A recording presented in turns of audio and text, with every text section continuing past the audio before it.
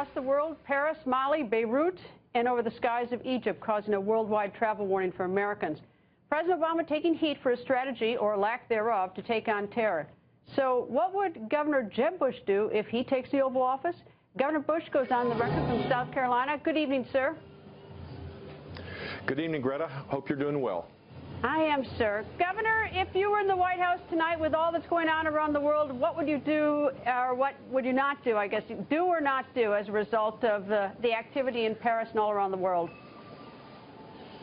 I would restate American leadership. I would ask the military commanders for options to destroy ISIS and be serious about it and declare war on them because they've declared war on us. A caliphate the size of Indiana gains energy each and every day when it's not taken out. And we see the problems in Tunisia and other places because of this. There's chaos because the United States has pulled back. And so I think we ought to have a no-fly zone in Syria. I think we ought to have safe zones on the ground in Syria so refugees aren't risking their lives to leave. I think we ought to have ground troops embedded with the Iraqi military instead of sitting back in safe zones. We need to have air controllers forward-leaning to identify where to attack. We need to get the lawyers off the backs of the warfighters and allow them to do their jobs because they can do it. We need to arm the Kurds, and we need to reinstate our support for the tribal leaders in the Sunni areas of Iraq. There needs to be a comprehensive strategy with American leadership where the rest of the world follows. They'll do it, but they have to rely on the United States to take the lead. Is President Obama doing any of that? He's doing elements of it, but it's not strategic. No one believes he's serious. Everybody thinks he's just waiting, running out the clock to leave and leave this for the next president of the United States. He's not a serious commander-in-chief, and he's putting too many restrictions on the military as it relates to their ability to fight. So this is the challenge.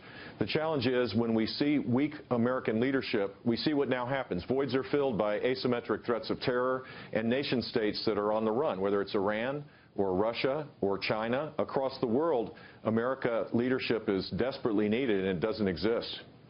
Governor, you were quoted as saying the other night at the Longboat Key fundraiser that you made a reference to Herman Cain's campaign of 2012 and that he flamed out. What did you mean by that? What I meant was that Herman Cain was the front runner with close to 30% of the vote. My friend Rick Perry had 38% at his peak. Newt Gingrich soared and got much higher. Rudy Giuliani was the front runner for a long while. Fred Thompson, may he rest in peace, was the front runner for a while. That measuring polls in October and November are completely irrelevant. What really matters is when you get to the earlier states, who has the leadership skills, the proven leadership skills to lead this country, and who can defeat Hillary Clinton. And I think when people look at that kind of filter, go through making that decision through that, they're going to look at me.